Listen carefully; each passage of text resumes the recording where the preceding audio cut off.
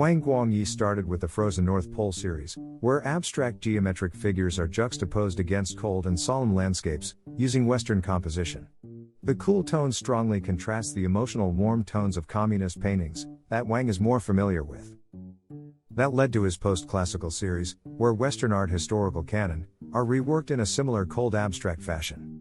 Here, Wang attempted to draw parallels between how the medieval led to the Renaissance art and the awakening of human nature, and how the Cultural Revolution led to the Beijing Spring and his own awakening as an artist. Wang also painted Mao in a cold and rational manner under a grid, in order to rediscover himself and his feelings towards the revered leader. In the Great Criticism series, Wang juxtaposed logos of Western brands with common scenes of communist posters. He painted them in flat colors, as if they were mass-printed. Serial numbers are randomly scattered across the paintings or formed borders, adding to the capitalist symbolism in the work. As an ex-Red Guard propaganda painter, Wang was on a journey to relearn the purpose of art and culture in society. Since the Beijing Spring, Western philosophies invigorated a new purpose of art amongst Chinese artists, to make art for themselves to address societal concerns rather than making art solely for the government. Wang made his Abstract Figures series as he wanted to take a rational approach, in examining how the celebrated rational humanism in Western culture is depicted in emotional Western artworks, and then apply the same methodology to the celebrated Maoist culture. The grids allowed him to question, reframe and demystify Mao's heroic and omnipresent status. His Great Criticism series, however, were attempts to highlight the similarity between China's political past and commercialized present, in using images to force onto the Chinese people a lifestyle they must buy into. By juxtaposing Eastern and Western cultural symbols, he calls into question the presence of competing ideologies in the country, comments on the restrictive cultural environment, and reveals his own nostalgia for a time of idealism and activism.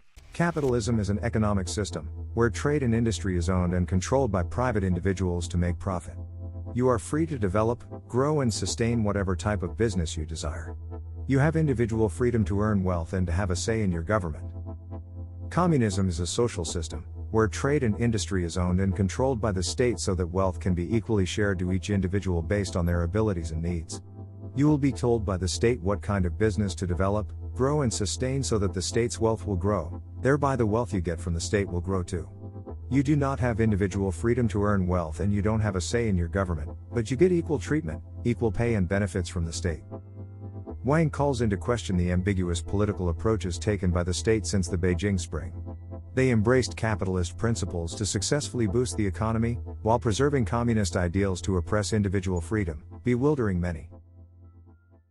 Until the 1980s, Chinese art was dominated by socialist realism. Its purpose was to serve the people as a propaganda tool. Wang was a Red Guard during the Cultural Revolution. He painted many faces of Mao Zedong, revered him and carried the Red Book that shared Mao's communist ideals. Since the Beijing Spring, Western cultures and ideas seeped into China, showcasing new artistic possibilities to Chinese artists, such as the Renaissance, Impressionism, and pop art. Artists devoured them, contributing to the rise of Chinese contemporary art scene, breaking away from Chinese calligraphy and social realist styles. Nevertheless, the oppressive government controlled some of these exhibitions, and after the Tiananmen Square massacre, many of these artists went underground, and lost the optimism of a creative and liberal future. They responded with cynical realism and political pop, a style that uses garish pop colors and cultural icons in China to apathetically address the exclusive capitalist ideology that increases the rich-poor divide, contrary to communist ideals that see all countrymen as equals. Wang was first influenced by the traversed distant barren-looking lonely landscapes of Harbin, his hometown. This had a huge influence in the aesthetic style of his Frozen North Pole series. He was also influenced by American pop art and campaign posters of the Cultural Revolution, both of which are the epitome of capitalist and communist cultures. What's interesting is the similarity between both styles, the flat colors, cutout forms, bold outlines and the use of repetition. Both art styles also repeat important figures in their society, transforming their portraits into omnipresent images that seep into the society's psyche. Wang also drew common cultural compositions from the propaganda posters, such as the three ideal revolutionary types, workers, peasants and soldiers, and abstract geometric shapes to highlight English words found in Western posters. Finally, he was influenced by Joseph Beuys's idea that there has to be a stronger relationship between art and society, that art should reflect societal concerns and improve them. For his earlier series, Wang painted in an illustrative manner using well-blended strokes, akin to surrealist artists. He also used the grid technique, commonly used in Renaissance, to take a more rational approach in studying and constructing his subject matter. For his Great Criticism series, he painted by hand yet made them look like silkscreen prints. Sometimes, he used stencil to paint the numbers. There is a disjoint between the mass-produced subject matter, both the luxury goods and the figures of socialist idealism, and Wang's techniques. He could have easily printed them, yet he chose to painstakingly paint them. This disjointness could reflect his criticism of the Chinese society's disjoint between appearance and reality. China's appearance of socialist and harmonious figures portrayed in the posters could have obscured their difficult lives toiling in the fields for the good of the country.